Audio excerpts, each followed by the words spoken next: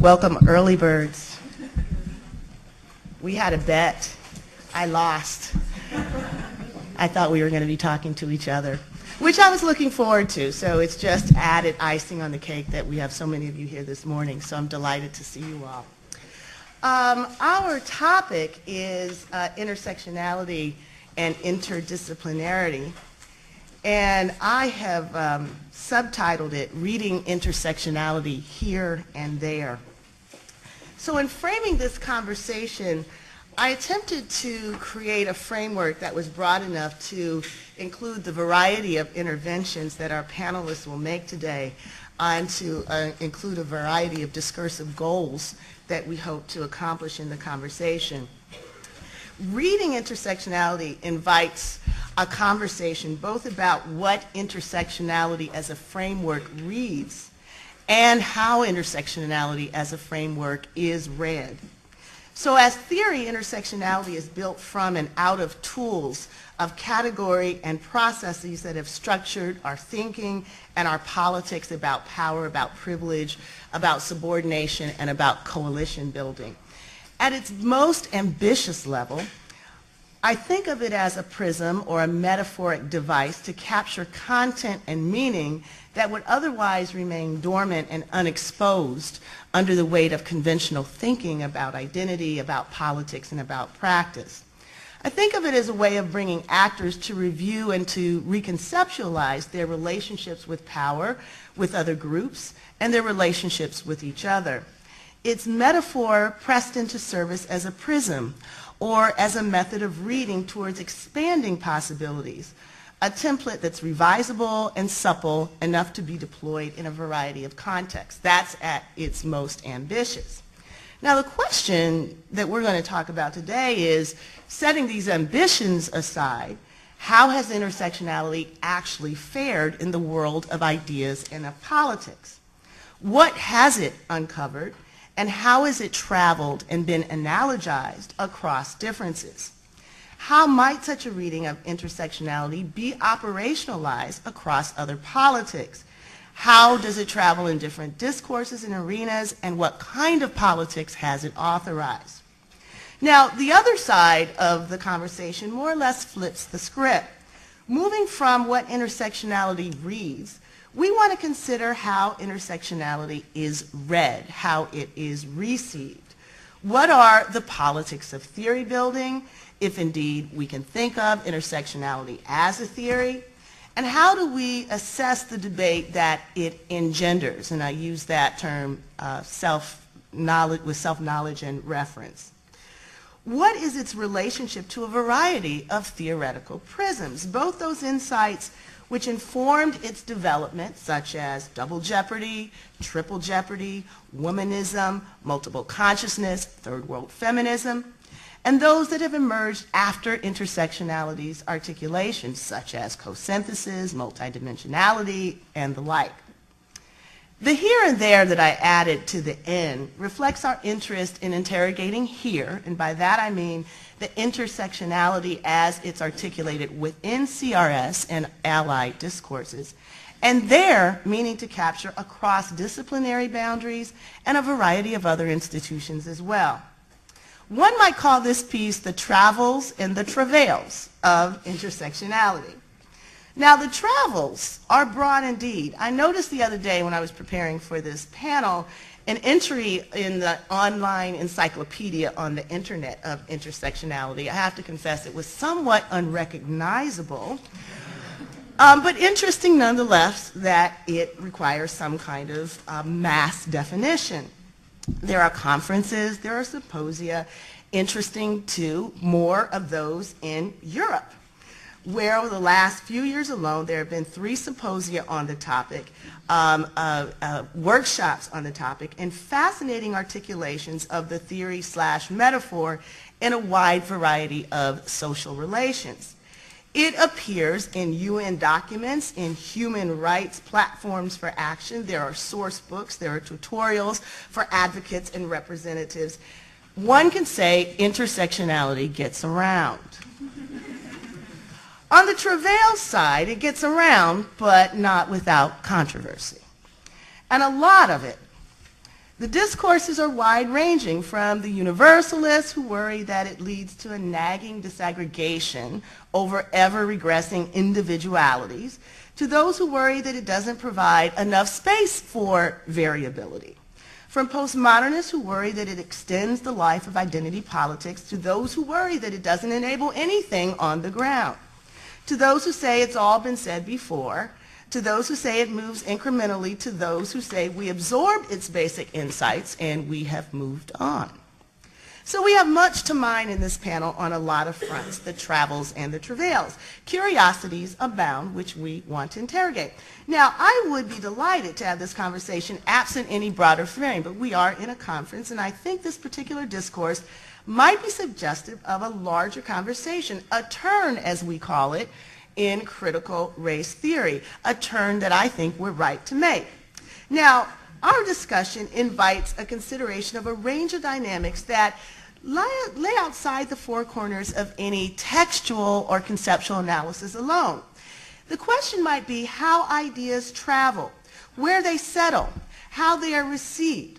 It's another register of consideration made all the more available to analysis due to the simple fact that ideas don't float without agency. It's people who carry ideas forward.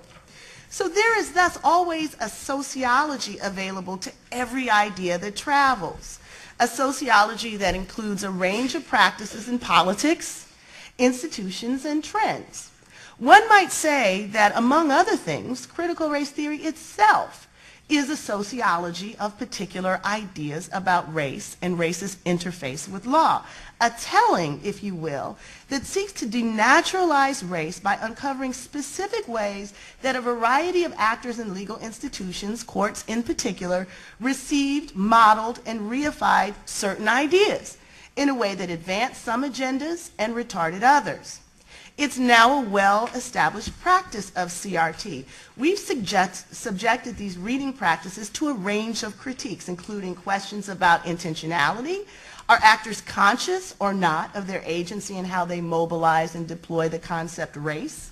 And how do we describe the aggregate consequences of these reading practices? Is this sociology rendered more amenable to intervention through prisms forged in, say, literary critique, or those grounded in materialist analysis? And what conceptual tools do we use to capture the product of these readings with respect to racialized bodies? For instance, is racial power amenable to formulations grounded in property concepts, or perhaps instead lock-in systems analysis? Key, of course, to this sociology is that we trace the interpretive practice to coercion and power. We care about interpretive practices because it creates advantage and disadvantage. Now, I give you this brief list of CRT practices simply because it reinforces the idea that we have turned reading into a movement. First, by reading the movement out of which we came. We read critical legal studies, read them in every sense that we use that term. And then more fully, we read the concepts of race within the institutions that we found ourselves in, law schools, courtrooms, and other related spaces. At this point, then, it seems fitting that we turn our critical tools and our provocative engagement towards reading ourselves, the sociology of our own ideas, perhaps with an idea towards interrogating a range of dynamics that are likely present across our movement as well as in the outside. Now, the questions our panel assembled to address are provocative and complex, and I, as many as others, are anxious to get to the meat of the matter. But recognizing the topic intersectionality may require some definition and historicizing. I'm going to take the opportunity to lay down a few tracks with an idea of setting up the intersectionality framework. I'll try to be especially mindful to resist the tendency to remix it, especially tempting in light of the trajectory of some of the pieces. And because intersectionality was and is a visual metaphor, I was going to make use of some images, nothing as entertaining as Professor Carbato's deployment of Saturday Night Live and Dave Chappelle. I'm in the market, though, for ideas, so if anyone has any clips that come to mind, please bring them forward. So Oh, goody, goody. So I'm going to make this quick because often it is a lot easier to set out ideas in just a general pictorial form. So I'm going to talk about three different moments quickly to put it on the table. And the first is just the historical fact, and I'll confess, intersectionality starts with the personal. I happen to believe most theory starts with the personal. But it's an embarrassment for those who think otherwise. And my personal is also an embarrassment in the telling of the story. And I've written about this. I was in a study group with two African-American men. We were invited to a prestigious drinking club at Harvard. We were the first African-American guests. We created a pact, a covenant, that we weren't going to take no mess from those people. We were going to go up in there like we belonged. And if we got in any trouble, we were going to turn the place out. Sure enough, as we approached the door with, true enough, a big brass ring on it, our host stepped outside and blocked our way. We bristled, ready to show our color, as it were. And when our host apologized for neglecting to tell us something important, that we could not come through the front door, our bodies assumed the trigger position. He continued, we could not come in the door together if they were coming in with me. They could come in the back door, but I as a female guest would have to go. They could come in the front door, I would have to go to the back door. Okay, so I was still in the trigger position, right? But my posse, the ain't gonna take no mess partners, had instantly demobilized. Threat to dignity was over. History of oppression, irrelevant, stigmatization, not me. Answer Kim, see you on the inside. Now I'm embarrassed by this story because I did it. I'm embarrassed because I expected more. I'm embarrassed because I, not frequently without words, was speechless. It was a moment not unlike others politically, institutionally, both in my Black studies background, in student politics that I'd seen before. But there was something about this moment that called my attention continuously back to this moment, where the coalition that I presumed existed was revealed to be temporal, partial, and non-negotiable. So it was not a recognition that only I shared, of course. There's a history to the politics of marginalization for women of color, a history often papered over by the tendency to look at us as mutually exclusive constituencies and a tendency to put history in the footnotes of our tellings of our various struggles. So take, for example, the question of suffrage, right? When do we as Black women raise our glass to toast? Is it in the Negroes' hour, when the 14th Amendment? Is it in 1920, when it's the 20th Amendment? At what point can you say Black women are a part, right? Obviously, we didn't win when Black men win because we were women, and we didn't win when white women won because we were Black. So one might be faulted for not constantly raising these questions in contemporary politics. But the question is whether some of these ideas that justified our exclusion and that allowed different politics to think about us as not being part of those constituencies continue to play out now. So I give you historical justifications to set up the question about how this plays out now. What does the standard lens about gender and race miss? How does it function? Well, one way it functions is to assume that these are all mutually exclusive categories. There's the category of women. There's the category of race and ethnicity. There's the category of class. There are other categories such as sexual orientation, age, disability, on and on. The problem with most contemporary identity politics and historical is that we don't recognize what the true reality is, that these are all intersecting and overlapping categories. None of them happen to exist in a mutually exclusive frame from the other. So far, so good. The issue then is how this gets articulated in remedial policies. So far, it's been obvious that people point this out. The real question is whether remedial policies and politics take this into account. So I begin to ask, How does the law receive these ideas? How does the law deal with things that Deborah King talked about or Angela Davis talked about? What is the structure of response? And not too surprisingly, I found a great case on it. I also talk about it.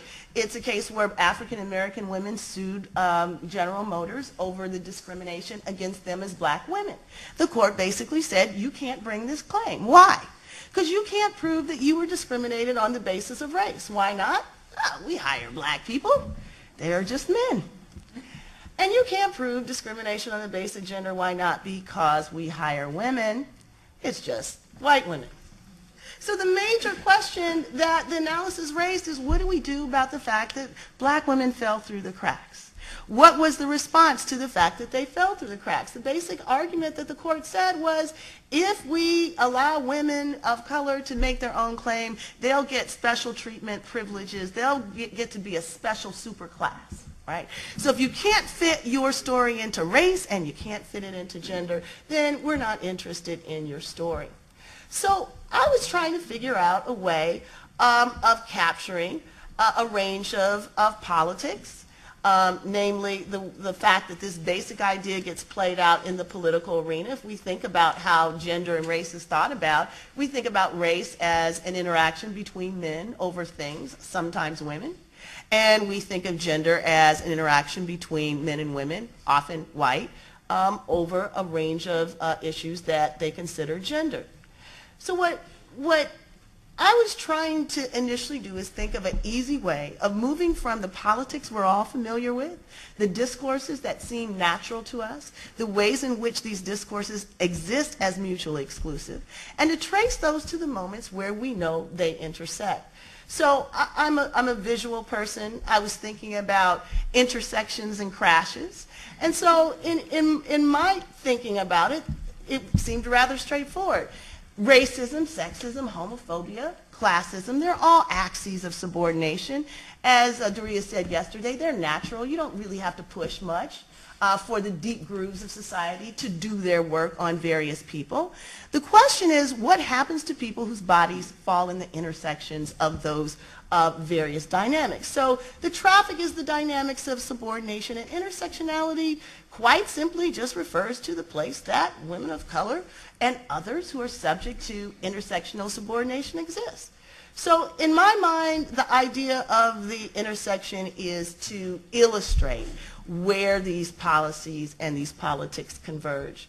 Now, there are a lot of things that we can say about why it's important. The only few things I'll offer up is to say that we care about it because if politics don't include all the intersections, they're not going to be effective. Think about what happens when we don't include gender and we don't include race in some of the prevailing politics of the women's movement. For example, feminization of poverty. That gets claimed as a women's issue, but it doesn't affect all women. It affects some women who are marked by race and by class. Generally, when people talk about that, they don't talk about the fact that some women are subject to this and others are not.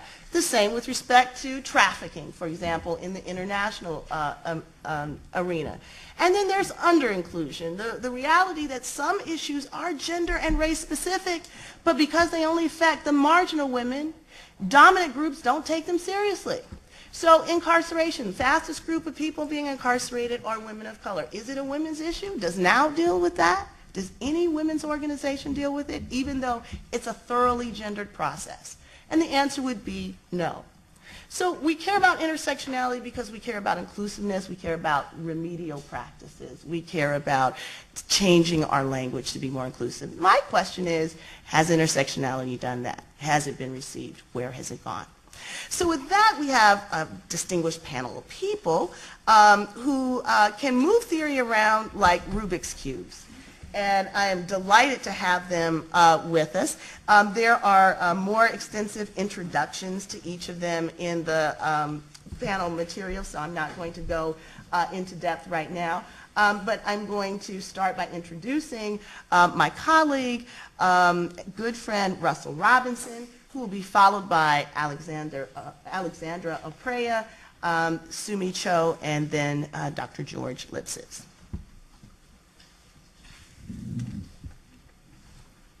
Good morning, and thanks so much, Kimberle, for including me on this very esteemed panel. So my comments are based on a paper that I'm just starting to develop. They're somewhat tentative, and I'm giving them the title, Masculinity as Prison. I'll focus on ways in which men work to maintain their sense of masculinity in various contexts, even when women are not present, as in prison and in gay male spaces. I argue that the desire for masculinity and fear of being feminized is pervasive among all men, gay and straight, and anti-racist projects must address this concern. In Demarginalizing the Intersection of Race and Sex, Kimberle Crenshaw attacked the tendency to treat race and sex as mutually exclusive categories that erase the specific experiences of black women. Also in Professor Crenshaw's scholarship and also Professor Devin Carbato, there's a recognition of the importance of sexuality and sexual orientation.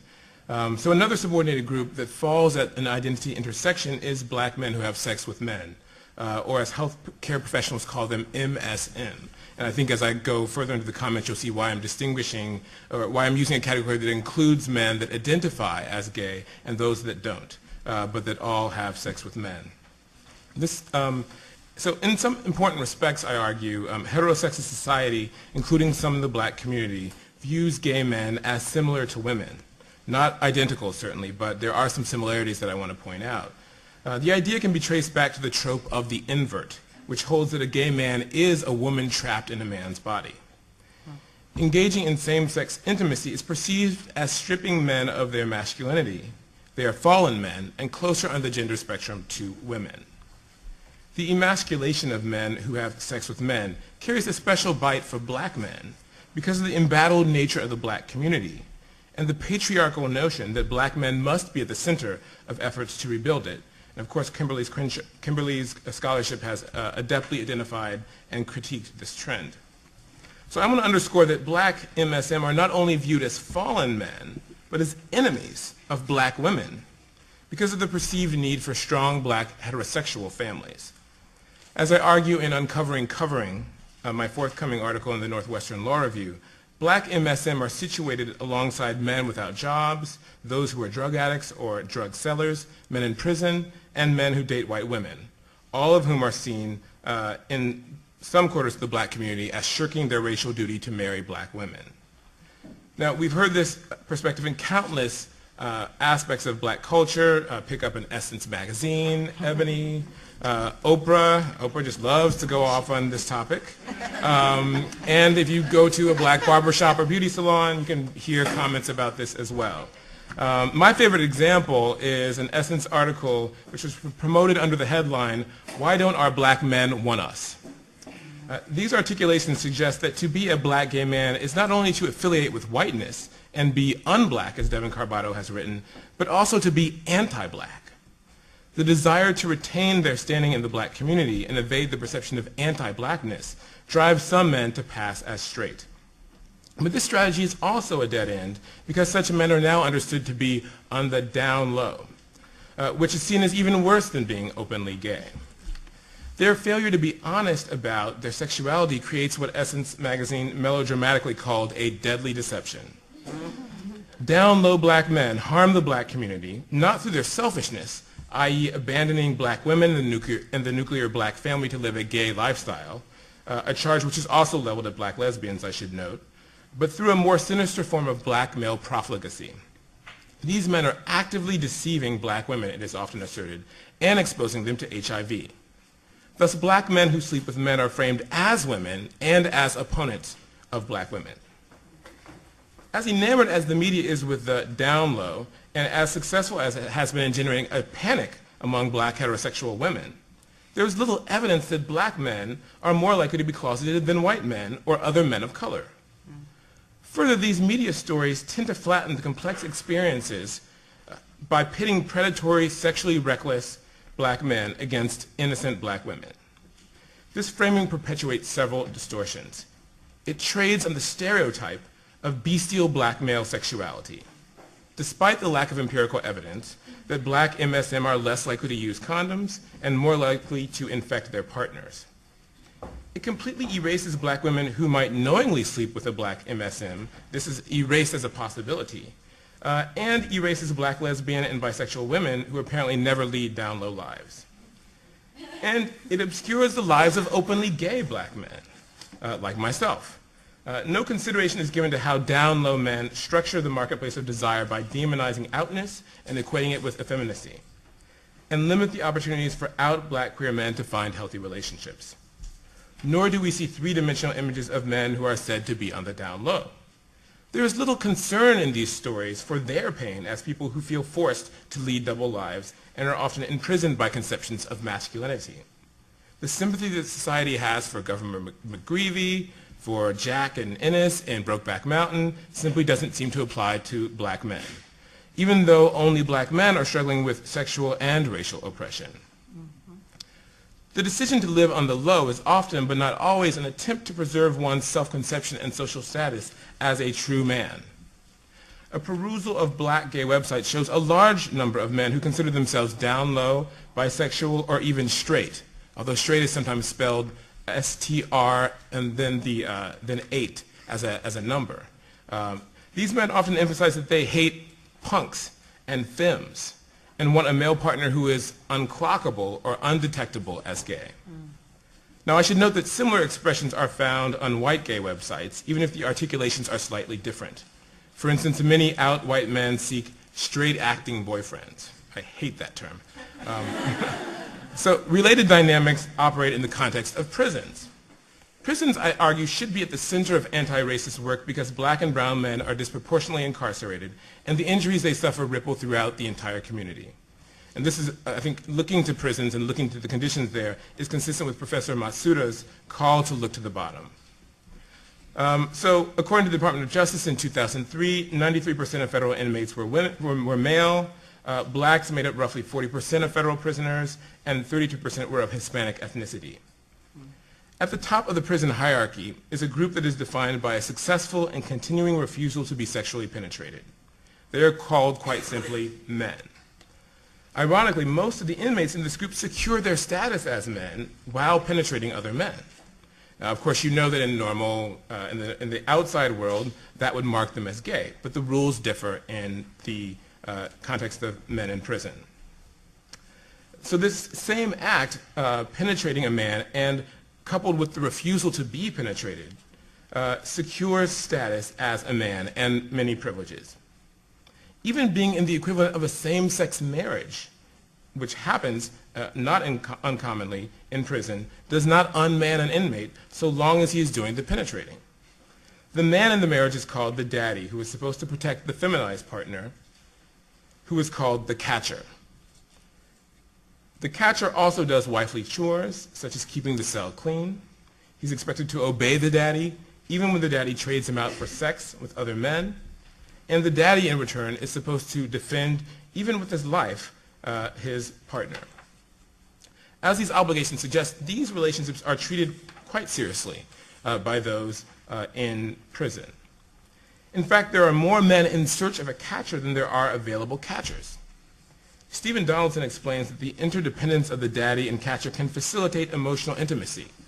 Long-term prison, he says, long-term prisoners exhibit the remarkable phenomenon of two men, both heterosexual by preference and identity, involved in sexually expressed love affairs with each other. Now, there's an important divide between those who voluntarily adopt the catcher role, who are called queens, and those who are coerced into it. Queens are typically people who are queer outside of prison and are perceived as naturally effeminate. Some queens are transgendered. At the absolute bottom of the prison hierarchy are the punks. The supply-demand problem incentivizes men to turn out or rape other men and coerce them into becoming punks. The disdain directed at punks seems to stem from them being a reminder that a single sexual act can strip anyone of his manhood and its attendant privileges. And this is really widespread throughout the culture. If you think about it, in writing this, I thought about all the different terms that signify that a man has been degraded by performing a female role. You can think about men telling another man to suck his dick. You can think about a T-shirt that I saw on campus a few days ago that shocked me that said, USC takes it up the ass. So this is quite prevalent throughout society. So the traits that can make men likely to be singled out to be a punk include youth, small stature, first time in prison, doing time for nonviolent offenses, inexperience in personal combat, and knowledge that the man was gay on the outside. So what does the law have to do with this? Why is this legal? Well, the law both constructs prisons and places people there. Race disproportionately impacts these decisions. And then the law sets some cruel and unusual rules of engagement. Several states criminalize consensual sexuality, some even masturbation in prison. Before Lawrence versus Texas, California officials asserted that sex was a felony. Sex in prison was a felony. And it's unclear whether prison officials have reconsidered their policies and the extent to which Lawrence might require altering them. Even as states ban sex in prison, state officials set up conditions, such as overcrowding and neglect of vulnerable prisoners, that allow and even encourage contests of masculinity that play out in acts of violence. Moreover, a number of states ban contraception in prison and have refused offers by private groups to distribute contraception in prison. Yet prison officials know that sex is rampant. Several studies suggest that the majority of men in prison have engaged in sexual conduct, either consensual or coerced. And again, these are men that mostly consider themselves to be heterosexual.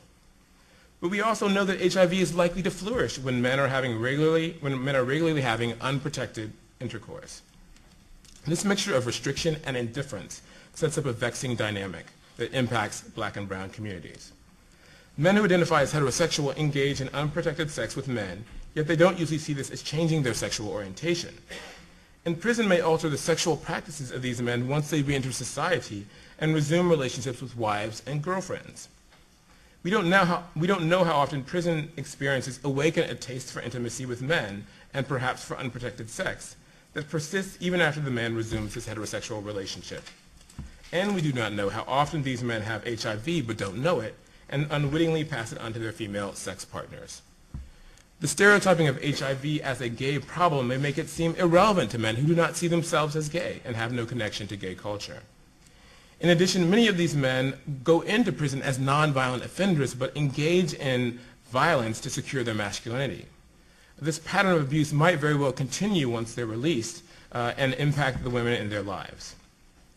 The failure to develop useful data on these questions and confront it seems to follow from the specific intersection at which these men find themselves. Since they personify the image of the bad black, bearing the specter of black criminality, homosexuality, and potential HIV infection, civil rights leaders might wish they would just go away. And since these men are black, mostly poor or working class, and do not identify as gay, the mainstream gay rights movement has shown little interest in their lives. Thus, they fall through the cracks of racial and sexual identity. Thank you.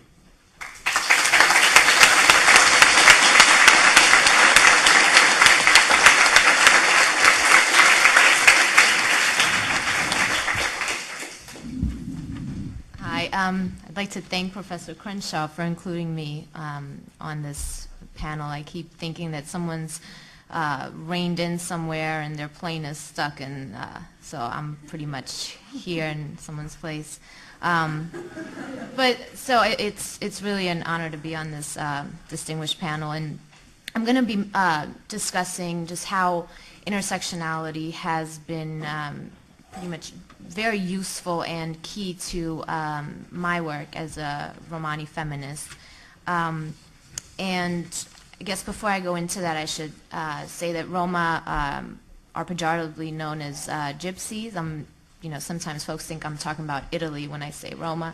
And we originated in India about 1,000 years ago, and most of us live in Europe, but we're found in other parts of the world. And so some of the highlights, if you can call it highlights, of our oppression have been, 400 years of enslavement in the area now known as Romania. We were killed in the Holocaust, and there's pretty much segregated housing, segregated educational facilities. Romani children are sent to schools for the mentally challenged. In Eastern Europe, there's been compulsory sterilization of Romani women. And so these are some of the things that are talked about, with the exception of the sterilization issue, when one discusses Romani politics or anti-racism with regard to Roma in Europe. And so I mean, when I began studying this, I was exposed to intersectionality by Professor Luke Harris, and it was about 7 years ago. When I read Mapping the Margins, I mean, I felt like I was able to explain things that I couldn't explain.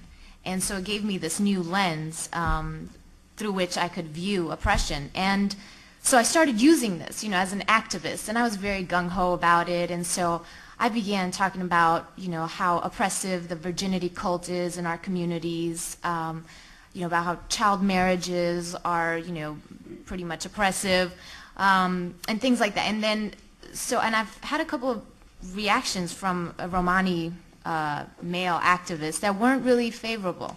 They weren't really picking up what I was putting down. They were just like, and so I want to read one of my favorite reactions that was actually in response to a Romani woman who talked about, she didn't call it intersectionality, but she talked about applying an intersectional framework to oppression within Romani communities, and including, critique of homophobia and patriarchy and other facets of marginalization. So this is what he said. I recognize that you have much insight when you go beyond the narrow issue of men and women and discuss the tolerance or lack of it of homosexuality among Roma. My advice to you, however, is not to divide Roma into women and men, gay and lesbian. Turn your attention instead to the global problem of Roma and discrimination against us as your priority. Let's work on resolving the problems burdening all Roma. When those huge issues have been addressed, we can use our strength to address other issues among us. To be clear and short, for now, in the eyes of the Gaige, the non-Roma, you are not a girl or a woman. First, you're a gypsy. And so then, there's a period of self-reflection. Like, oh my gosh, are my politics dividing the community? Am I, falling into the white man's trap and things like that? And so then I'm like, wait. I came to my senses, and I was like, wait a second. When a Romani woman's raped by, the police in Romania, for example, she's not a gypsy first. She's a gypsy bitch, or whatever they might choose to call it. When she's sterilized against her, without her knowledge, she's not a gypsy first. I mean, these are things that wouldn't happen to Romani men and have to be addressed as gendered. And so another interesting, I'm sort of just trying to bring my experience into it. And so I was on a panel in, it was at the it was a public policy panel in Illinois, SIU, Southern Illinois University. And it was on the plight of the Roma. And so I brought up how, the government should take into account domestic violence in Romani communities and, pretty much just violence against women in our communities. And someone on the panel says, what does domestic violence have to do with Roma? And I felt like I was in bizarro land. And so, and there's this, this perverse sort of understanding that taking an anti-racist stance and defending Romani communities from racism means accepting, things that we call cultural, accepting various traditions, accepting the status quo, and not, abstaining from any critique. And so this has been one of my battles, and I found intersectionality and very key in understanding these different facets and then addressing them in a way that doesn't fall into the various traps that are set out by other discourses. And so another example. At the World Conference Against Racism, Romani women highlighted 3 issues that they wanted to bring to the global arena. Unemployment, compulsory sterilization, and domestic violence.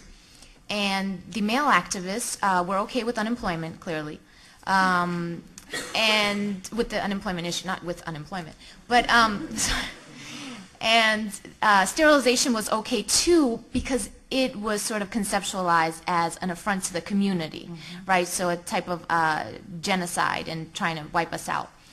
Domestic violence was not a big problem, according to them. So that was it for that. And so the silencing was really profound.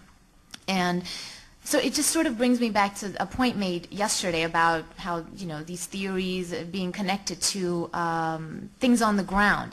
And critical race theory to me has never been something lofty, something out there. It's really been about refining our thinking in how we address oppression on the ground. And I feel like this intersectionality, for example, has been very, very crucial to doing that. And I'm going to give a couple more examples because, so at the level of the movement, it's been essential to be familiar with intersectionality for Romani women who might feel like they're traitors, like they're selling out the community. So having access to this knowledge has really been key.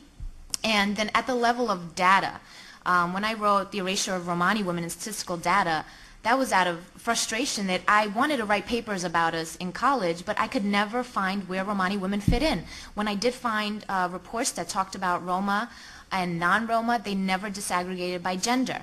So you get an employment rate of Roma and non-Roma, but where do Romani women fit in? Or then you have a report about men and women, and you know, X amount of women are in the parliament. Romani women are, you know, don't reflect those, it doesn't reflect for Romani women. So I never knew where, I didn't even know what the problem was. I didn't know how to articulate it until I read Intersectionality and really sort of understood that, you know, it's wrong to not disaggregate by race and gender. You don't get the whole picture. Folks are silenced. Folks are suffering, and the suffering remains unrecognized because of this. And another level is at the level of discourse, and particularly the discourse surrounding child marriages, for example, in Europe, in the Romani community. So at the level of discourse, it's culture is conceived as very monolithic, and there's sort of this binary discourse, right, that we see. There's Roma and non-Roma. There's, you know, bad and good, progressive and backward, and, you know, feminist ideals are sort of positioned to be something that we've learned from the outside. And this is something that I've also learned from, you know, third world feminists, also the work of Uma Narayan in particular. I found useful in conceptualizing how to, you know, how culture gets articulated by those who are dominant in the community, and how you know, pretty much white folks sort of deploy it in a way that is perverse. And in this situation, there was a marriage of a 13-year-old Romani girl, and the EU envoy to Romania spoke out against it, and then the papers were just like, their tradition has to comply with human rights, with our law. So this, again, this binary construction of their tradition, as though it's unquestionable Romani tradition, as though racism, as though, you know, there hasn't been a constant interchange, and then you know, as though Western society is unproblematically feminist and is sort of the bearer of human rights principles. And so it makes it really hard to carve a space for resistance in these contexts. And so intersectionality then, you know, allowed me to, I mean, I wrote an article about it because I figured it's the least I can do since I'm here, not there. And, you know, it's just very essential to recognize how the different facets, different factions sort of talk about race to the exclusion of gender, and talk about gender to the exclusion of race, and how this really traps Romani women. In this discourse in particular about child marriages, the mainstream Romani NGOs were interviewed, and they were like, well, this is part of our tradition. You're racist to be critiquing this. And then, you know, the state was like, well, these traditions have to comply with our laws, and when the state laws and groups' culture collide, you know, the latter must give way. And so, and that's not the problem. It's not that, you know, this constitutes Romani culture. This is patriarchy within the community. The culture has been impacted by other, you know, facets, racism, rigidifying, as you know, as it has done in Muslim communities in Europe as well. Post 9/11, racism has really acted to rigidify existing practices that are, you know, thought to sort of shelter the community from opposition. And so it's been key in that aspect. And and in constructing remedies that really speak to the experiences of these women, right? So, for example, with the headscarf ban in 2004, there was no kind of intersectional approach to it. There are remedies that are taken without any consideration for the women's, for the women who are going to be experiencing this marginalization. And so the remedy for the child marriage case, in case you're wondering, was for the state to separate the kids and take them out of their homes and put them into, into state care. And it only increases marginalization felt by these folks. And with the headscarf ban, banning headscarves in schools obviously is going to keep a lot of women from having access to an education. Women whose families expect them to wear the hijab, or who go into communities and get harassed by men who see them not wearing it. And so there's this really, before I run out of time, I just want to go into sort of what I see as not only neglect of intersectionality, but active resistance to incorporating intersectionality in the international arena, in human rights discourses in particular. And I think folks have probably read the paper on the gender-related aspects of race discrimination and how there's sort of this fragmentation. There's CERD and then CEDAW, feminism, anti-racism. They operate in as though the two were mutually exclusive. It's very difficult to bring a complaint based on both types of marginalization, race and gender, and it seems that race is sort of being deployed opportunistically by some of the international women's NGOs. And so there's been the gender mainstreaming move. There hasn't been any race mainstreaming move, as Professor Crenshaw discusses. And so when at the World Conference Against Racism, the international women's NGOs are behind including race, it's one-sided. It's including, behind including gender. It's one-sided. And so it's including gender to understand how it fits into racial marginalization, but not including race in their discourses and in their practices. And I have a quick example before I run out of time. We were at the Commission on the Status of Women 49th session, and I was at a workshop, not the one where they didn't want to include Professor Crenshaw, but that's a long story. That's a long, horrible story. And so they had this workshop, and they said, okay, we're going to split into groups now. There's going to be one group on Romani women, one group on, seeing how CEDAW and Beijing can inform the way we look at the Millennium Development Goals, and some other group.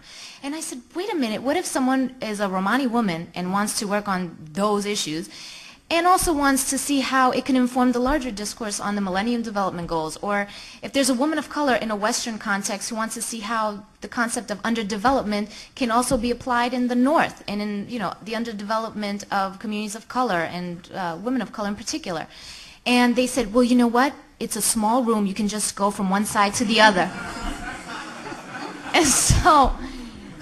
And I was like, calm down, restrain yourself, just stay in check.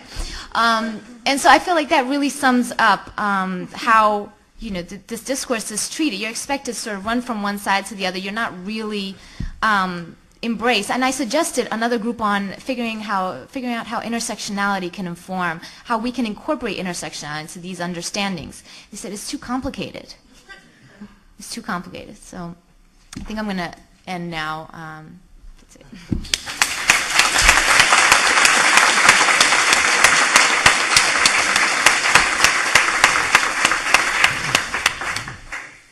So exciting to hear the new work. It really is. It's a pleasure.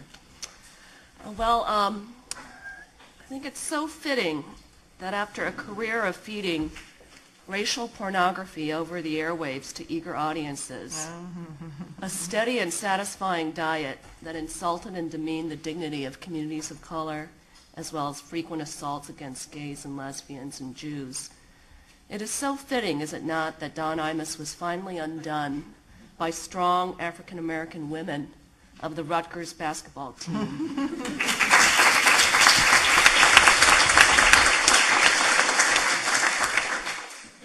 It's also gratifying to see the unwavering communal reaction in support of these incredible scholar athletes who seem to so effortlessly combine strength, beauty, and grace on and off the court. Don Imus has built a multi-million-dollar entertainment business disparaging blackness, in which I include his defamation of Asians, Native peoples, and Latinas, queerness and minority cultures and religions, and women. His disparagement enterprise profited handsomely because he knew exactly what his audience wanted to hear. This is a point that Charles Lawrence has been making in his talks on assault of speech across the country. What was unusual this time, though, to me at least, was the broad and swift response across the country calling for his firing. You might wonder, why am I starting with this story? I start with Don Imus because I want to place front and center how easy it is in this country to demean black women. And I'm using this in the one-word Cheryl Harris tradition of the indivisibility of one's gender identity from one's racial identity. This historically rooted and ongoing cultural practice must be front-loaded as a preface to the discussion of post-intersectionality, in large part because the original work of intersectionality so clearly derives from and is linked to African American female intellectuals. Intersectionality is not simply produced by black women, but speaks to a methodological approach born of anti-racist organizing in mainstream feminist movements and feminist organizing in anti-racist movements. Knowledge produced by and for the empowerment of black women to address the void of legal, political, and theoretical subjecthood was and is a radical act that I personally have no desire to get beyond or transcend. At the same time, it's very important to analyze and respond to claims of greater complexity or sophistication that is ushered in by the move to post-intersectionality or after intersectionality. So in order to do this, I'd like to sketch out some of the temporal, conceptual, and political context of this move, starting with the temporal. Well, we all know there's been a whole cottage industry since the publication of some of the key works, Kim's 1989, Demarginalizing the Intersection of Race and Sex, Feminist Theory, Anti-Racist Politics, and our 1991, Mapping the Margins, Intersectionality, Identity Politics, and Violence Against Women of Color. Just starting with those texts as a central pair of texts.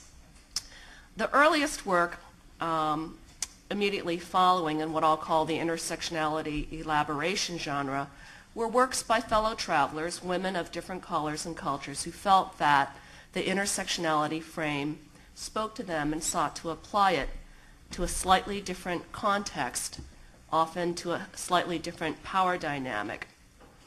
Intersectionality as a theoretical and analytic tool was indispensable to naming injuries that had heretofore been suppressed in legal scholarship, and it was well suited to the times which occurred during in which you saw a very small window of hiring opportunity that closed just as quickly from the late 1980s into the mid-1990s.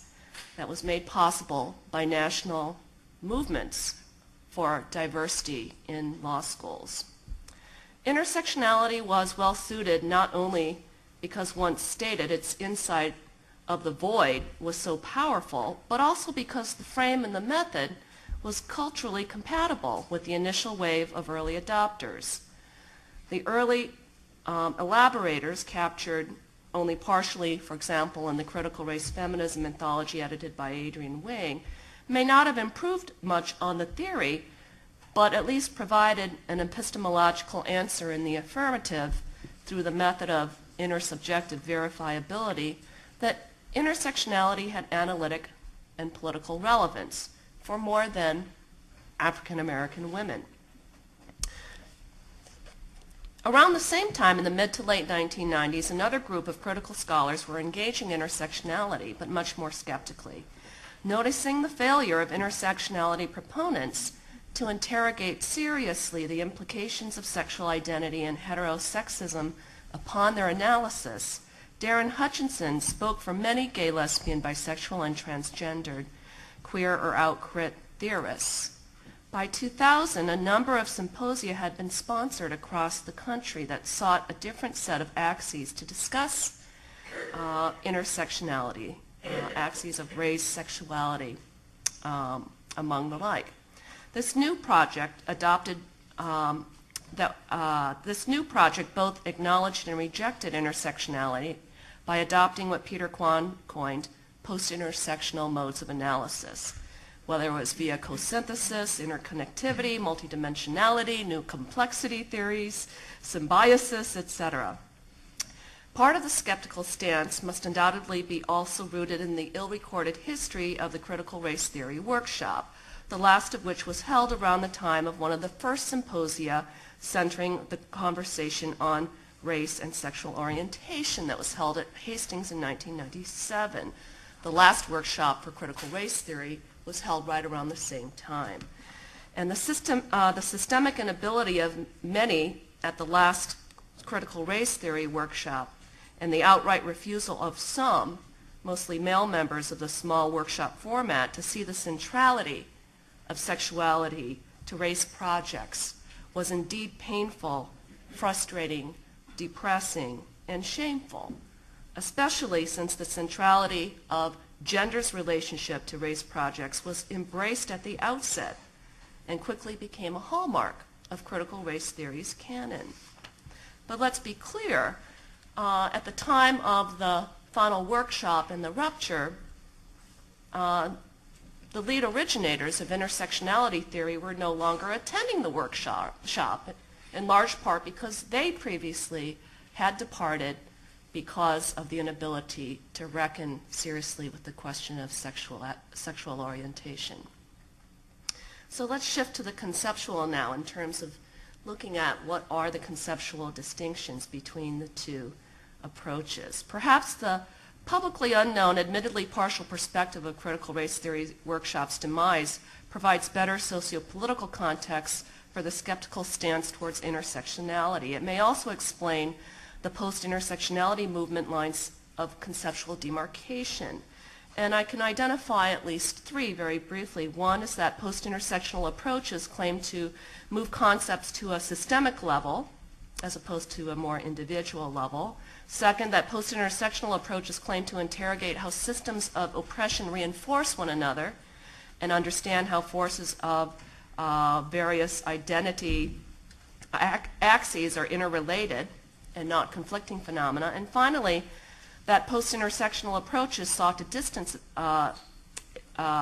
itself from, that intersectionality forces a sort of predetermined set of identities that matter, and in the case of intersectionality, specifically race and gender.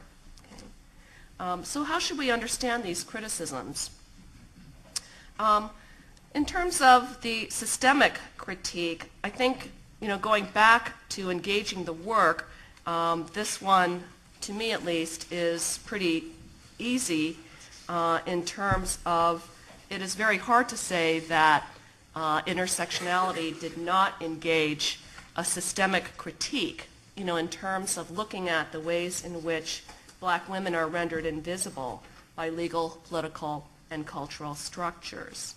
So then what of the issue about the synergism or the interaction between systems of oppression and how they talk to each other? Well, again, here, I'd say that this is also a bit of a reach, especially looking at Kim's work on domestic violence as well as employment discrimination facing black women, and talking about how racist narratives infecting the women's movement around rape, for example, makes some of the domestic violence work that much harder to do, so that one type of axes of discrimination feeds upon the other. But the last conceptual distinction in terms of the predetermined identities is a little bit more serious in terms of the alleged fixity of the categories. And I suppose, maybe some of this critique may attend more so to the elaborators immediately following, and I guess my point really shifts to the final category of analysis, that of the political, in terms of, I guess there's two quick comments on that. One is that the non-enumeration of groups in the post-intersectional move, that is to say, to acknowledge the contingent, always shifting categories that are dependent upon time and space contexts in terms of which identities will emerge. They don't really enumerate or prioritize which identity comes first explicitly, even though I think that the post-intersectional work does so implicitly. And secondarily, it's not as though the sort of postmodern identity analysis was not appreciated by intersectionality, but rather it must be understood that there was a specific political intervention that was going on that brought the race and gender identities to the fore at the time. And so then it really does raise the political question in terms of then what are the political choices about a move, I would call a distancing move, away from intersectionality. And that to me, brings us back to the Don Imus territory. And I always try to tell a story about my children because I feel like when I started out, no one told me how hard it was going to be to do this work and have kids. So I have twins that are almost 6, and they're delightful, but they're at the stage, one's a boy, one's a girl. They're hopelessly gendered. My daughter only wants to wear pink. My son only wants to play with cars, no matter how much radical manipulation I've tried to impart. It's been useless. Social construction, there you have it. But, they're at that place where they're fighting a lot. And one time when we were at my in-laws, their grandfather told Quinn, if you hit your sister, then everybody else will think that it's okay to hit her, right? And I thought about that, and I thought that was a really good way to explain it to her. And I guess I understand the temporal and even conceptual reasons, let's say, for the post-intersectional move. I think we should all understand and embrace that. But I guess it really perhaps comes to that political question. And I only want to underline the significance of that by sharing with you a little bit of my critique of the latest post-intersectional move known as symbiosis theory that was the subject of a University of Missouri-Kansas City Symposium in 2002, where Nancy Ehrenreich faults identity theory and intersectionality analysis for the fact that they lend themselves to such divisive thinking. In order to sidestep divide and conquer strategies and zero-sum analyses often generated, Ehrenreich promotes symbiosis theory as a way out, and she also says it addresses the infinite regress and relativism problems attending intersectionality theory, which in turn creates this ever-expanding oppressed set of subgroups, which then gives rise to the problem of relativism. So there's a lot laid at the feet of intersectionality, and I have to point out the internal contradiction of her criticism that intersectionality presents the pitfalls of divide and conquer as well as the problem of relativism, so that essentially you're guilty for creating unnecessary divisive hierarchies and not enough hierarchies. But in any case, I think that what was most troubling in this argument was basically that the implication that those who dare to suggest that there are conflicting interests, actual material interests between white women and communities of color, may either risk being unsophisticated theorists hopelessly confined to an outdated mode of analysis, or worse, regressive threats to the possibility of true coalition, the divide and conquerors, so that women of color may have most to lose in the ascendancy of this type of post-intersectionality theorizing. And so I wonder whether some of these post-intersectional moves may actually be a return to pseudo-transcendent universalism in the style of Todd Gitlin in the name of critical theorizing. And so I want us to really think hard, about, the temporal, conceptual, political differences, and ask, again, the Mari Matsuda question about power and what I've advocated for in terms of judging our theorizing, having a sort of political impact statement in terms of understanding what is the relationship to what we are saying and what types of reactions they produce. Thank you.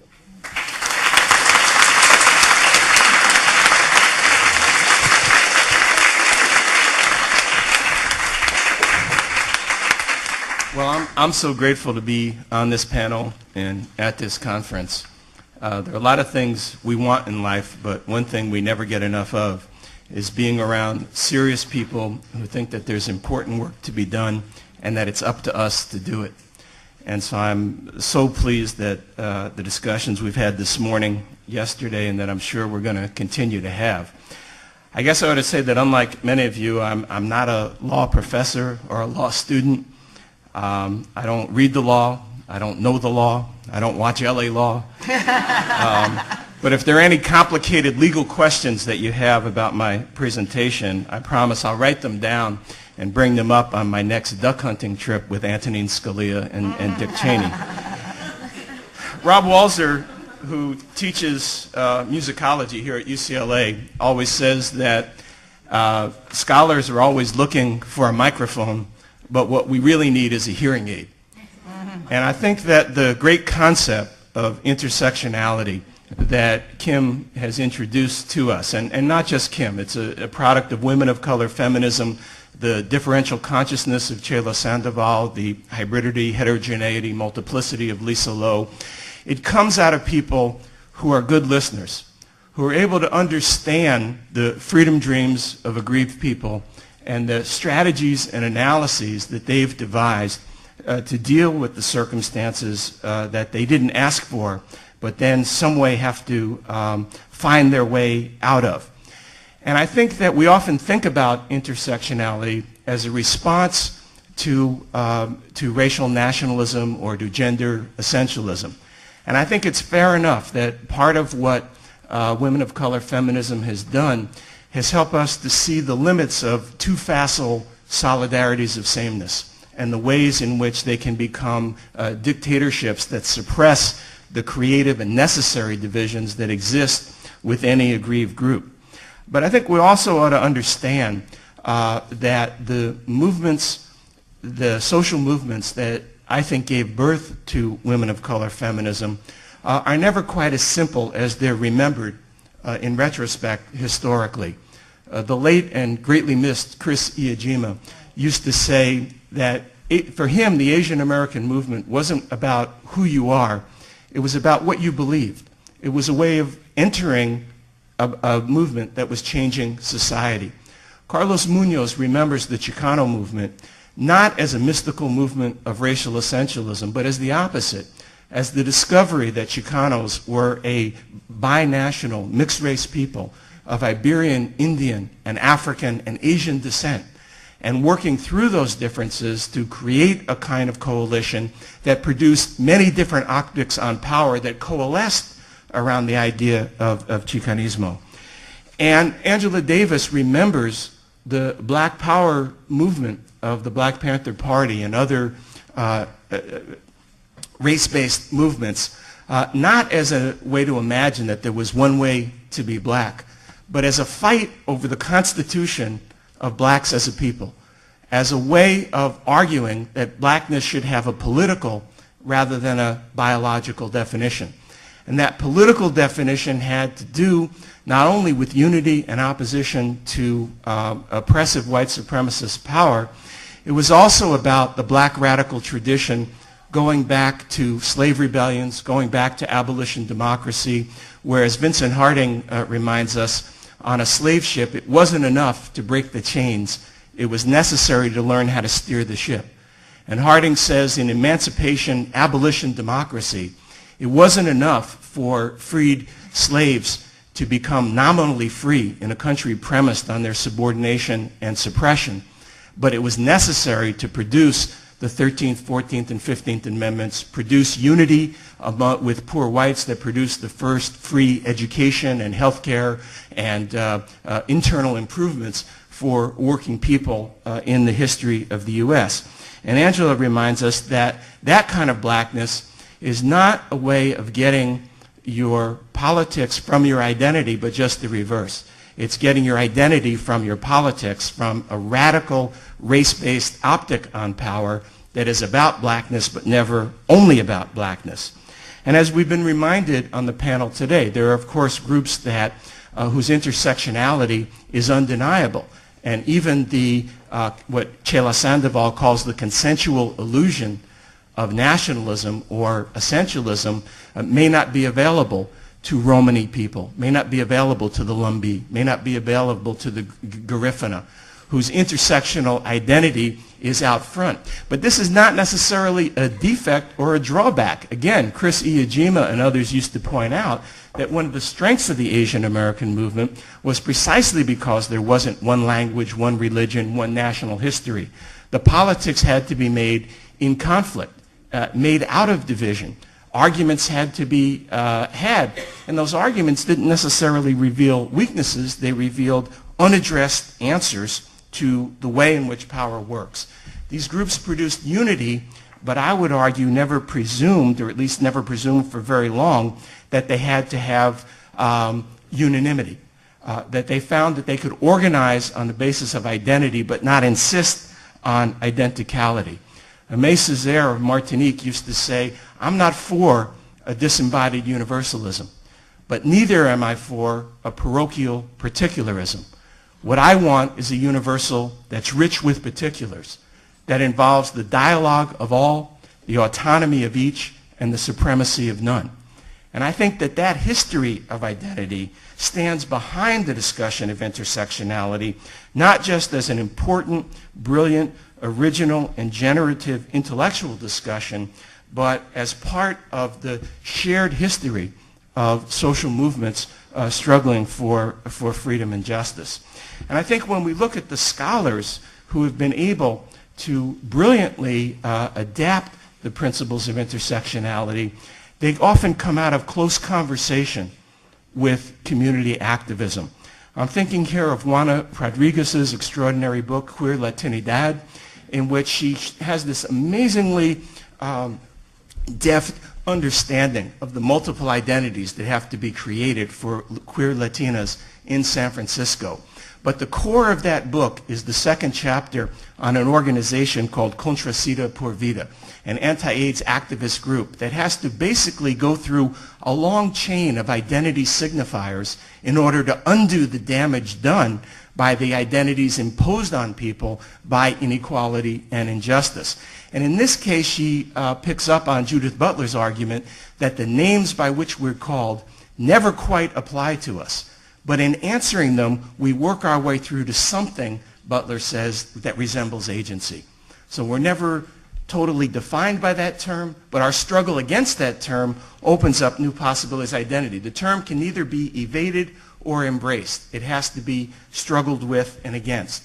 And here I would say that João Costa Vargas's great new book, Catching Hell in the City of Angels, about the different forms of blackness that exist on 103rd Street and Central Avenue, in Lamert Park, in the arts and commercial establishments of the Crenshaw district, and among the Committee Against Police Abuse, the followers of the late and equally missed Michael Zinzun, who had his eye beaten by LA County sheriffs, and he used the settlement from his lawsuit against them to create the Committee Against Police Abuse. The police made him lose the sight in his eye, and he created an organization to keep an eye on the police, giving new meaning to the term an eye for an eye.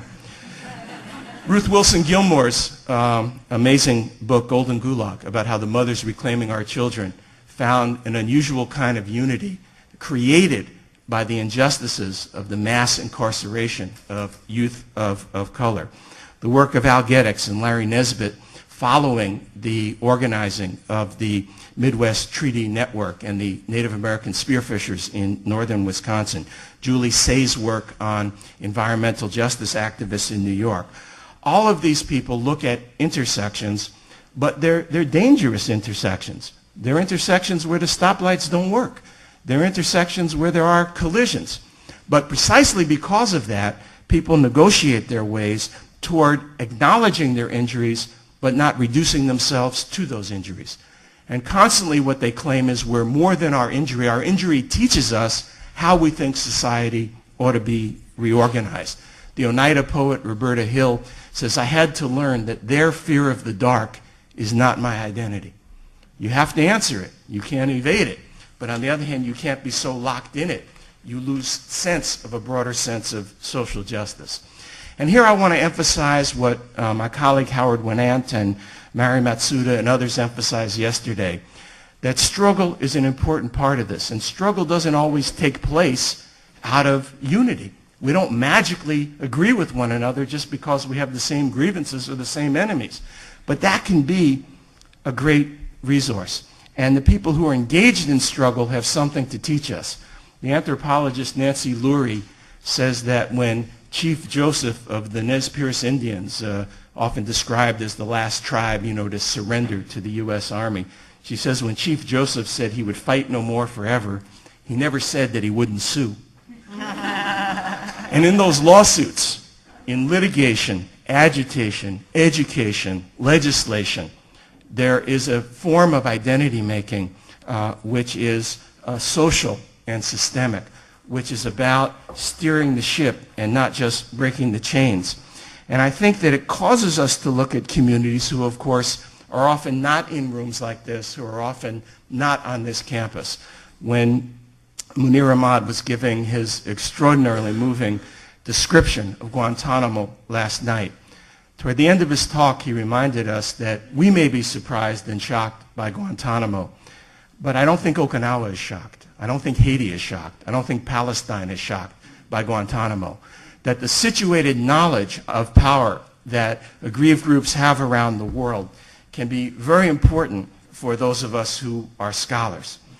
And I think that I want to just briefly talk about three movements who have been able to use intersectionality in ways that I think have a lot to teach us. Martha Matsuoka and Yoko Fukumura, Kazuzu Abe, have written extensively about the Okinawan Women Act Against Military Violence, and the group that calls itself, sometimes they call themselves We Disagree, other times they call themselves Marines Go Home. And this is a group in Okinawa led by women who have come out of 20 years of feminist organizing, who have a 50-year history of never being able to forget that 130,000 people were killed in Okinawa of April of 1945 in warfare, and have used those memories to respond to the rape of a 13-year-old girl in 1995 by 3 U.S. servicemen, to mobilize in a way that cannot proceed under the banner of woman, of feminism, anti-colonial struggle of Okinawan nationalism, can't proceed as steward of the earth in the way the environmental movement does, but brings all of these together around a redefinition of the term security, which they argue is the most essential thing for women, for the earth, for peace. And in so doing, they queer the nation, not because they have a particular stance on gay and lesbian people, but because they undermine the narrative of patriarchal protection that stands behind so much uninterrogated militarism.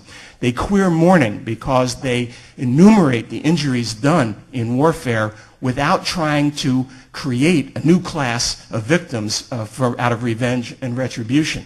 And their redefinition of security tries to take on that way of thinking in a way that any part of their identities alone could not do. Similarly, the Midwest Treaty Network, the Wasawagan Treaty Association in northern Wisconsin, started out as a group of Native American spearfishers who just wanted to defend themselves against anti-Indian violence. They recruited thousands of nonviolent witnesses to intervene and to give testimony about those attacks. They had a legal dimension to what they were doing. They were defending treaty rights. They were making complaints about hate crimes. But they also had a clearly anti-legal component in the tribes who felt that spearfishing in the traditional way is a religious obligation that they needed to do whether the treaties allowed it or not. And that division in their group proved to be very productive because they could win things in court but not be committed to the kinds of legal settlements that sometimes bargain away in court the things you've won outside. And similarly, they had a third group who believed that hunting off the reservation was simply a class-based right.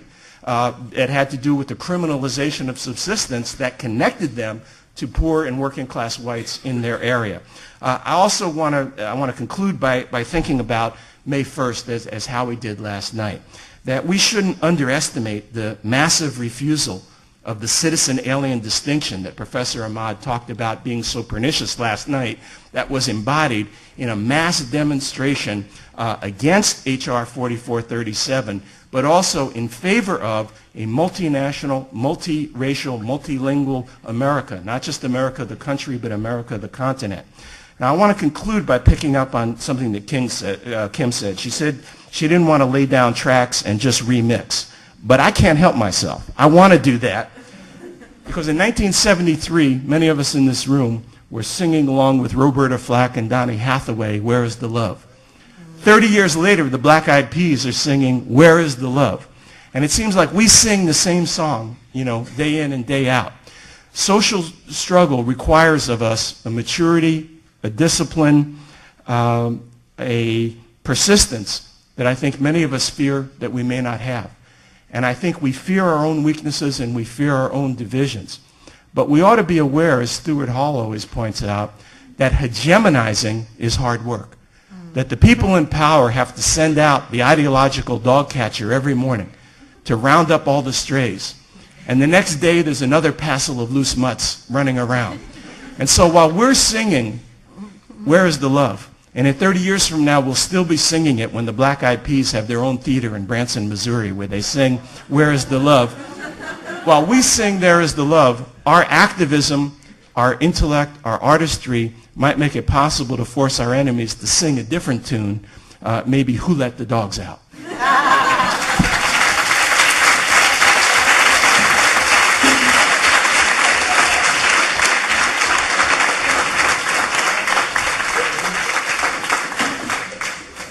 So I'd like to thank our distinguished panels for putting so much useful conversation into the mix.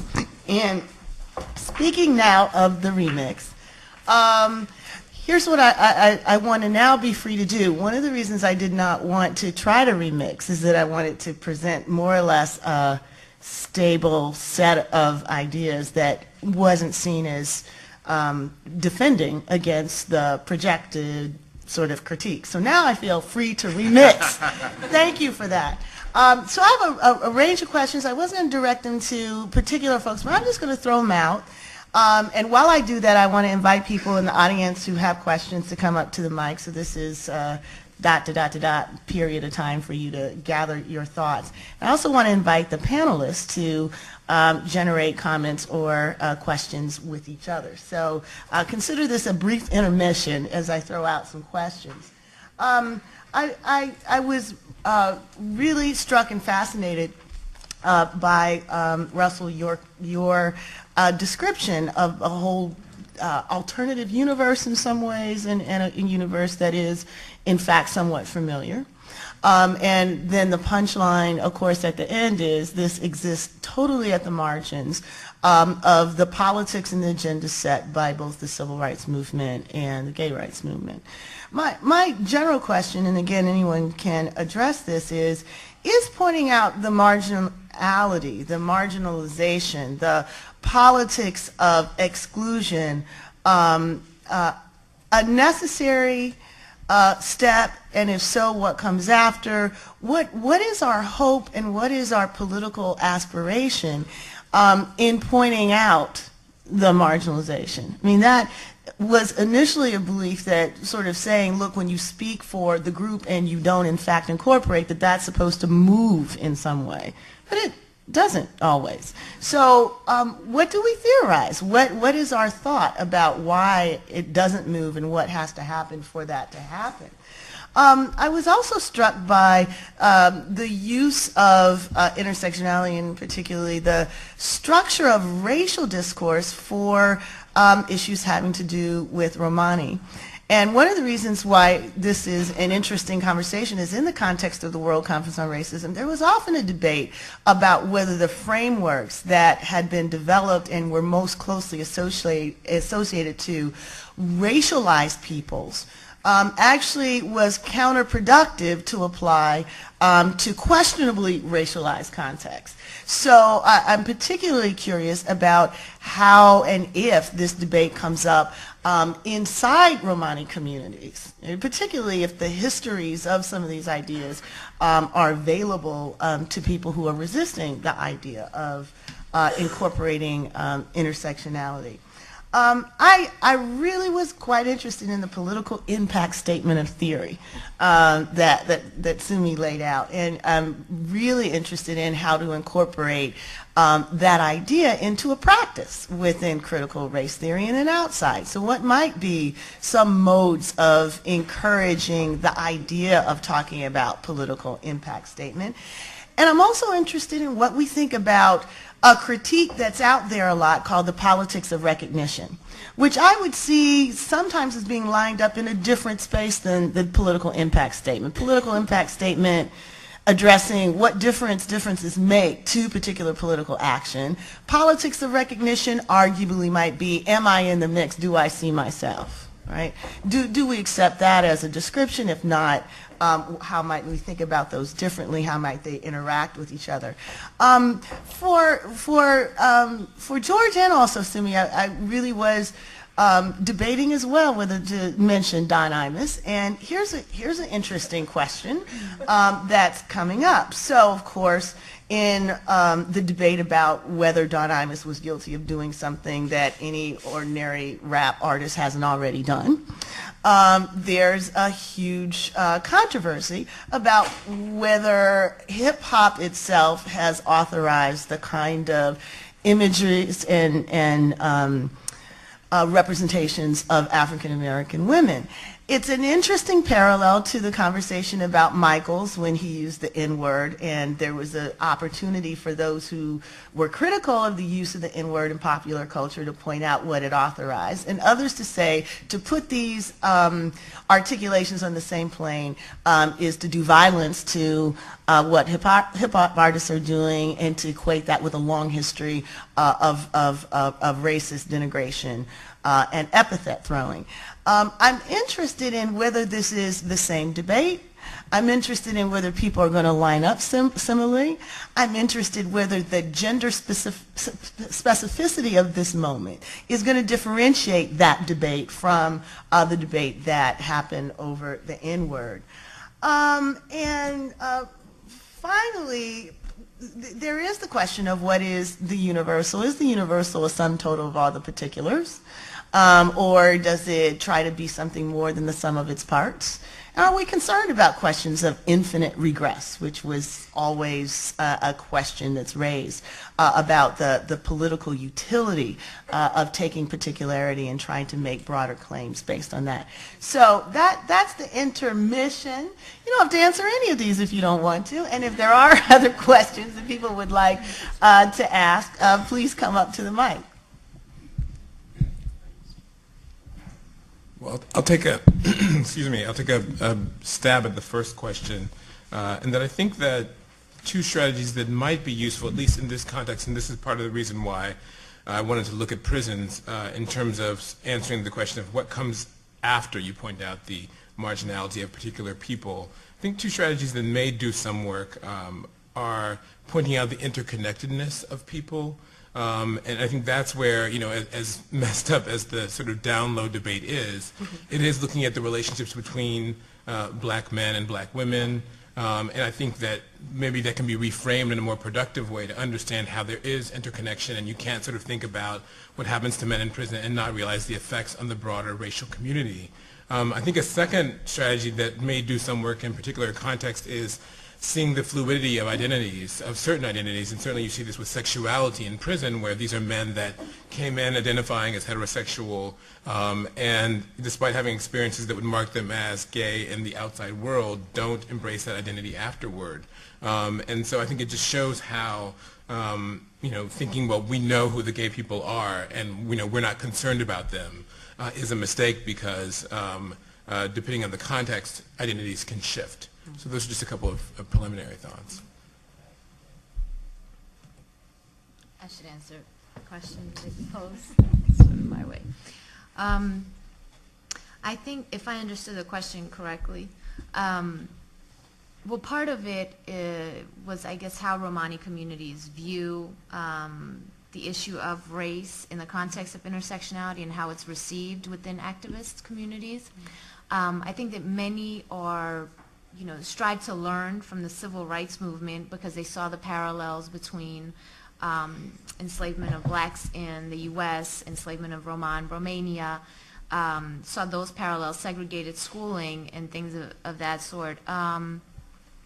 And so I think ethnicity and race is used interchangeably, and I don't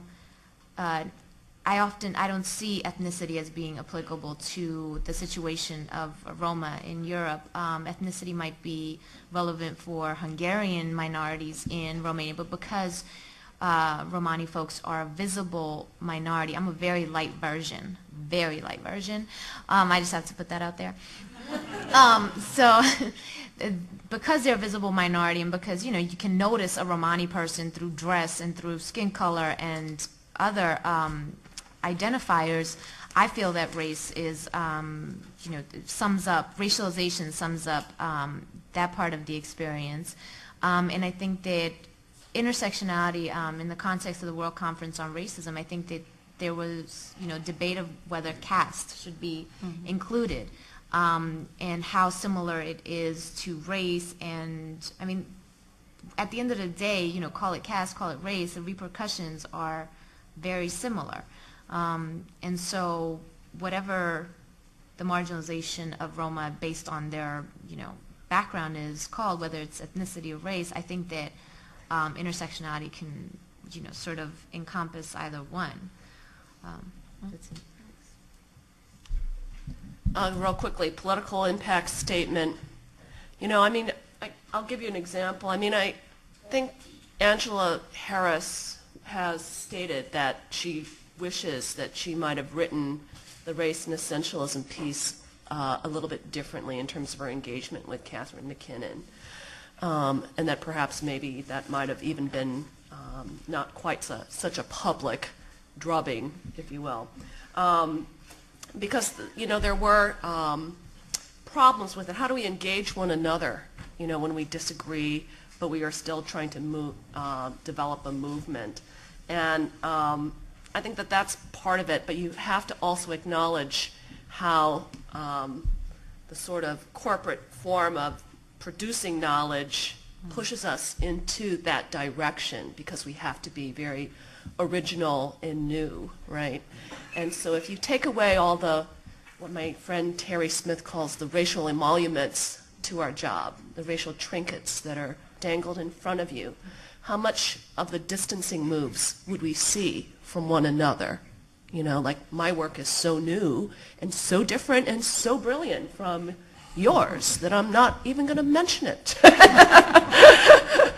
Or I'm going to mention it, but in this really negative way. So that's my take on the political impact statement. I don't know if I can do justice to the complexity of your question, Kim, but what I want to argue is that these things are often, when we try to answer them in the abstract, we look for a once and for all fixed solution, either on strategies or identities. And I'm not romanticizing what struggle produces. You pay a terrible price for failing, for losing in struggles. The defeats of the past inform us, as much as the victories.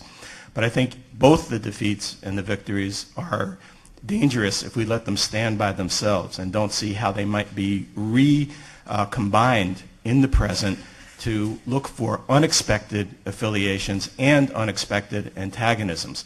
On some issues, black men and women might be, as Angela Davis, Tricia Rose say, very close together and therefore at each other's throats, both unprecedented solidarity and radical divisiveness that all oppressed groups suffer. But on some issues, for example, immigration policy about AIDS might enable 60,000 Haitians in Brooklyn and gay and lesbian activists who previously thought they had nothing in common to see a certain stance toward power, which is important. In California about 10 years ago, when Prop 21 and 22 were on the ballot, people who were opposing the trying youth offenders as adults were working together with people who were working against the effort to criminalize gay and lesbian marriage. And in many of those meetings, uncomfortable, ungainly, a coalition where people didn't feel that they ate the same food and sang the same songs, they fused together a kind of civic identity that I think is very important. And it's out of that activity that the imagination even, not just the institutions and practices, but even the imagination of what unites us and what divides us gets changed. So the floor is open to questions and comments.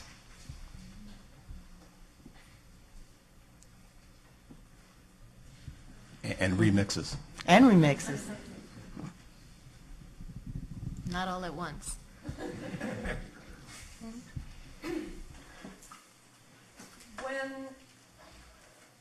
When I am listening to students of mine who are resistant to intersectional approaches to the analysis of legal or policy problems, one of the things that I hear from them is anxiety about unending divergence of analysis and the need, if we are to engage in meaningful social change, to move from divergence, from critical divergence to convergence, to action. And that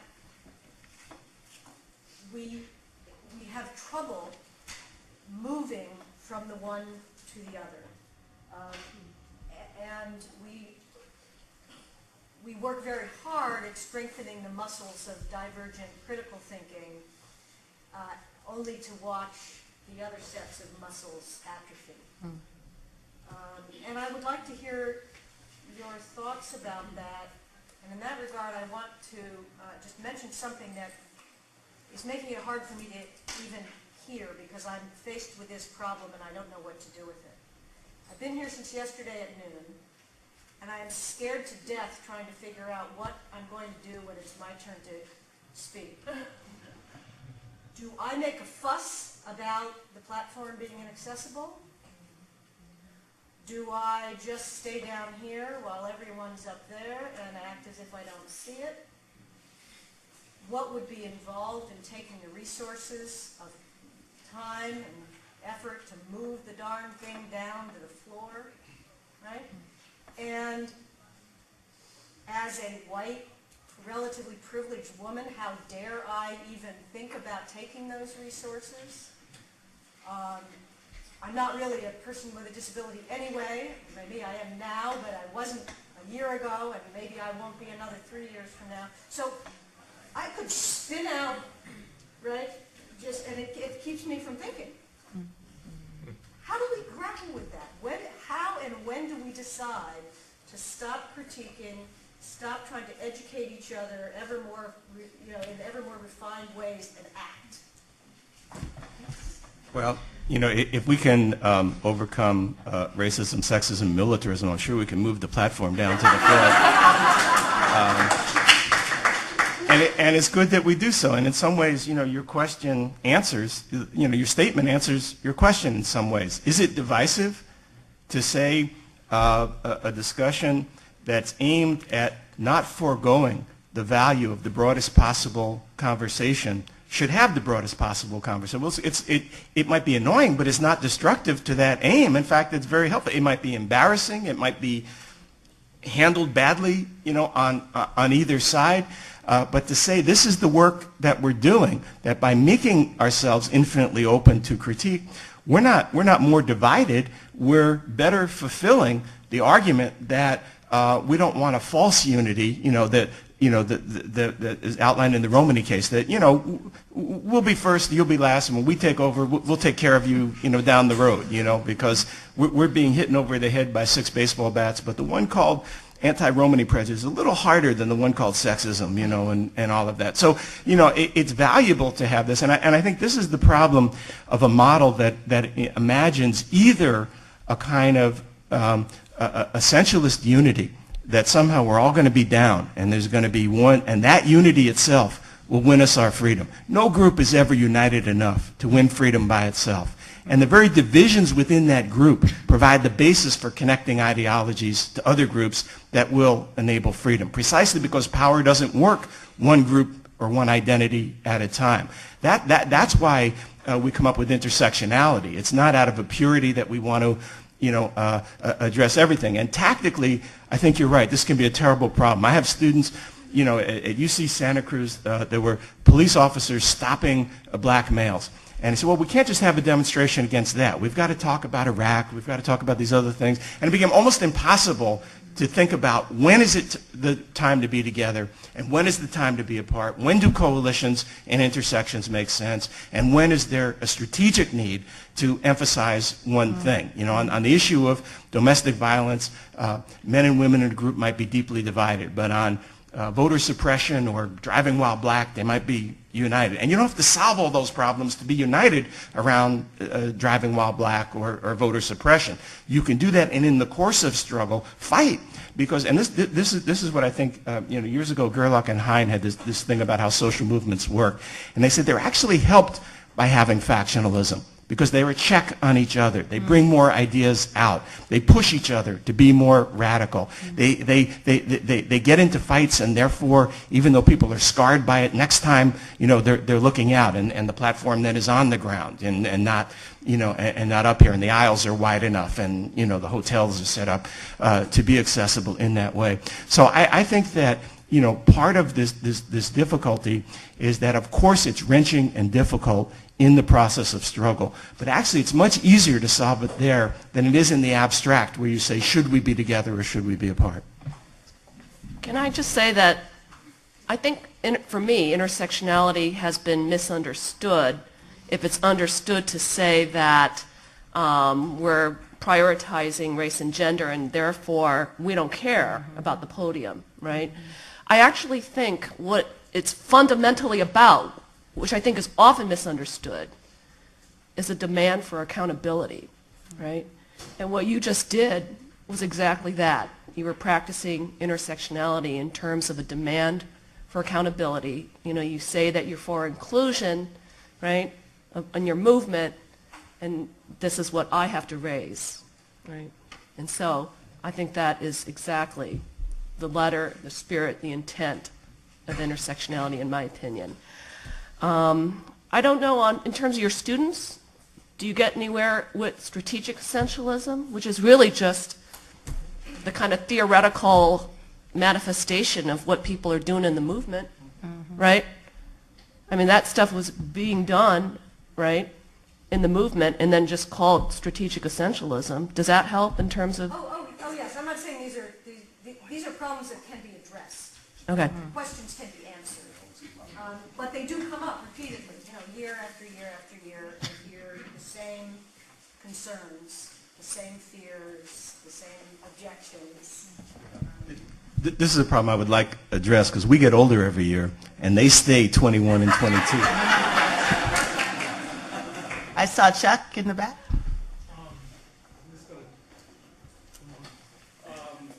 I just wanted to, in part, respond to the last question and a couple of yours in ways that they fit together for me. One is on this, the ways in which the political impact statement that Sumi talked about. She talked about the concern for, in our scholarship, people making this distancing move. But I think there's another way that that our theorizing affects politics that has to come up in the political impact statement. And that's when the theorizing is removed from politics.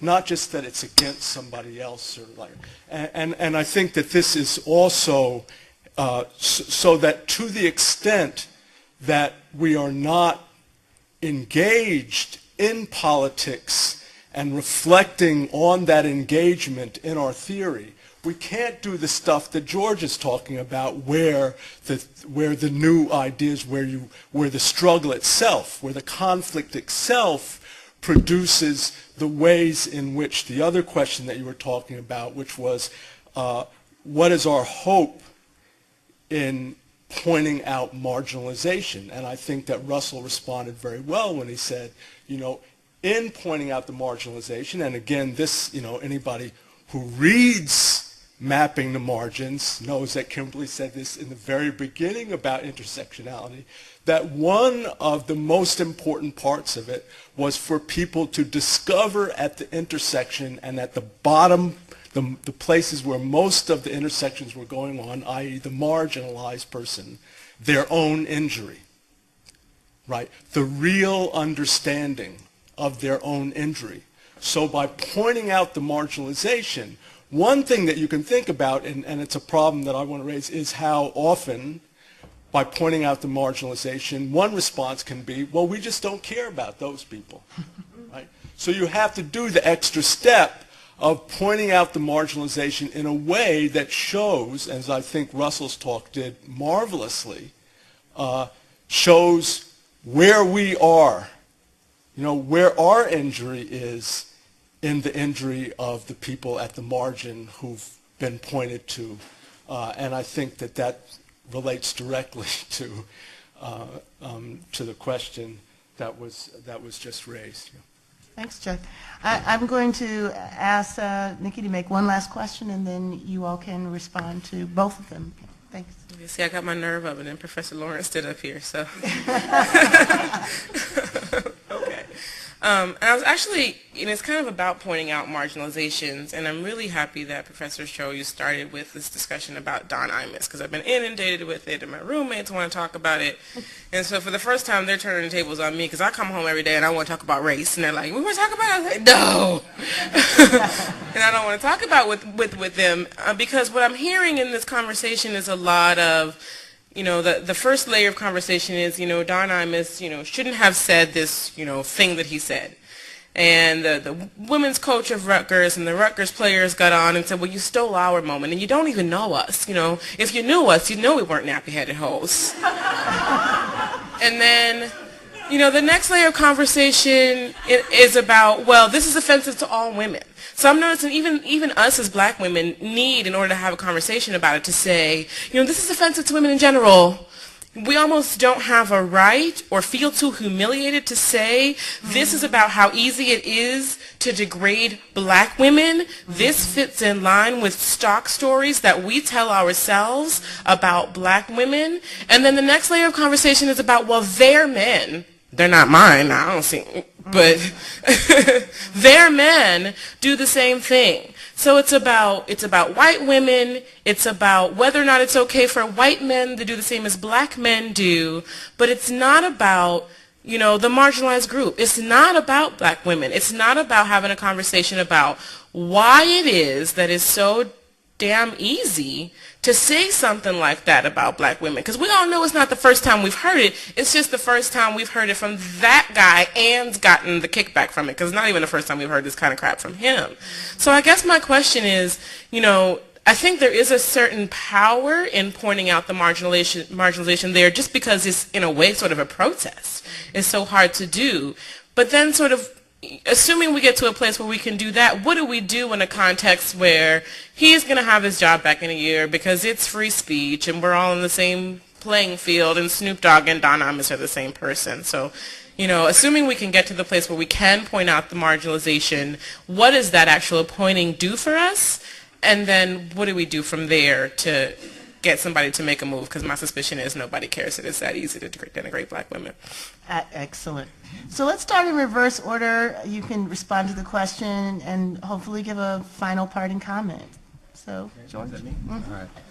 Well, just quickly, I think that, this is the whole difficulty we confront with the traditions of civil rights law that we're opposed to. That is, there but for race, there but for gender, there but for this comment, there but for this act of discrimination. We need to bring society back to normal the way it is. And we know that that normal society is riddled with oppressions of race and gender and sexuality and class and nation and family form and other things as well.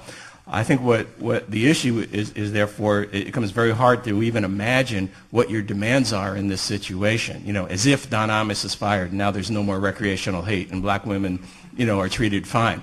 But to use this incident as a way to draw out the links in the signifying chain that made it so natural and normal, fly below the radar, to show how that recreational hate is connected to the dehumanization that Professor Ahmad talked about last night, to the issues of health, housing, education, and employment that Professor Rothmeier talked about. In some ways, that's the opportunity not to correct it and make everything back to normal, but in fact to start opening up a conversation where these inequalities and injustices become exposed, not just as bad etiquette, but as part of structural forms of exploitation, suppression, dehumanization.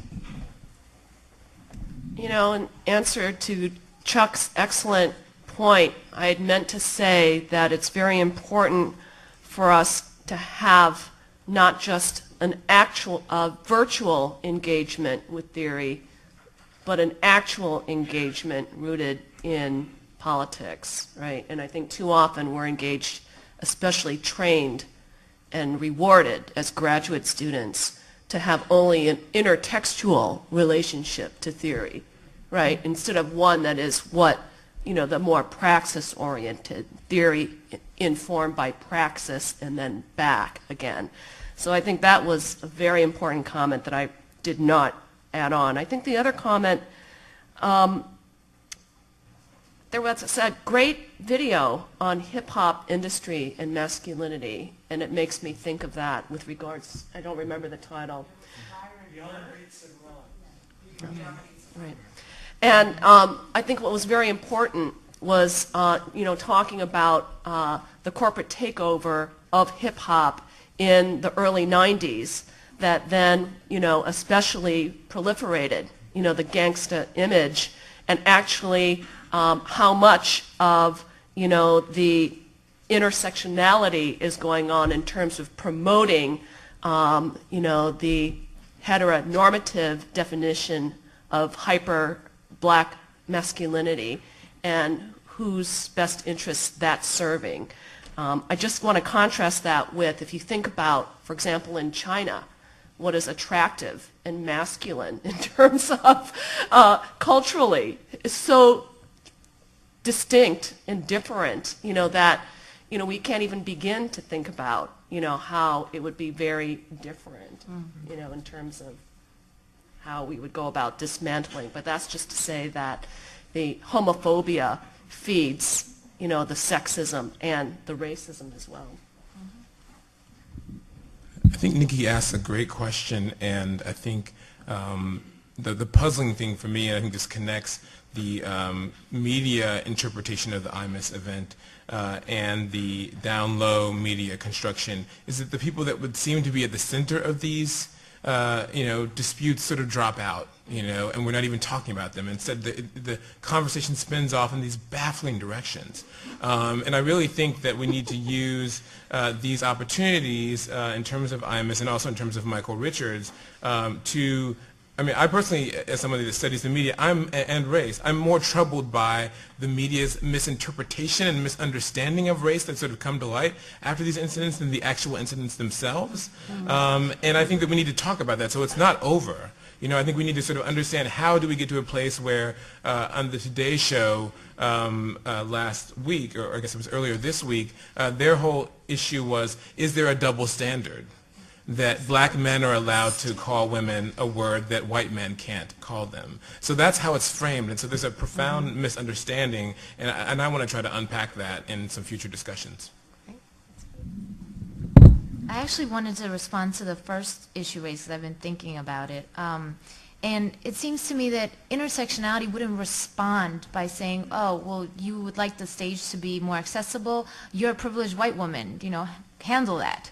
I don't think that intersectionality would, you know, understand the issue from that perspective. I think that it's about being, as someone else mentioned, strategic and paying attention to context. So perhaps if, you know, you were at a women's nonprofit and you were speaking about how sexism is the crux of all women's oppression, then the response would be that's coming from a white privileged perspective and so on and so forth. But in this case, I don't think that, I feel like there are a lot of misunderstandings about how intersectionality would respond to a lot of these issues. And I feel like an intersectional approach would have had this stage built, you know, with handicap accessible ramp.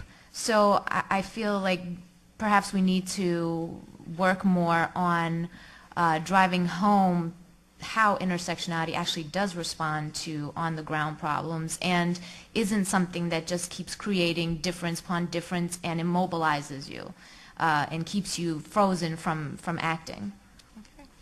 Please join me in thanking Alex, Russell, Sumi, and George on bringing that.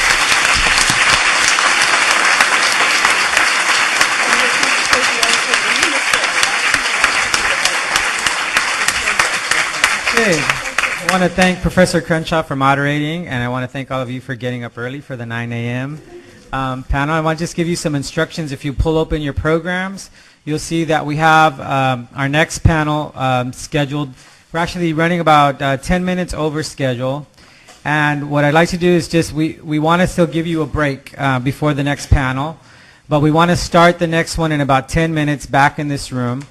There are some snacks for those of you who didn't get any breakfast out in the Lincoln alcove. I want to point out to you, I want to encourage you to grab your snack and come back in here because some of the next sessions might be oversubscribed and it's first come seating. So if you don't have a space here, we're going to have to put you in another room. You can watch the webcast. So come on back on time.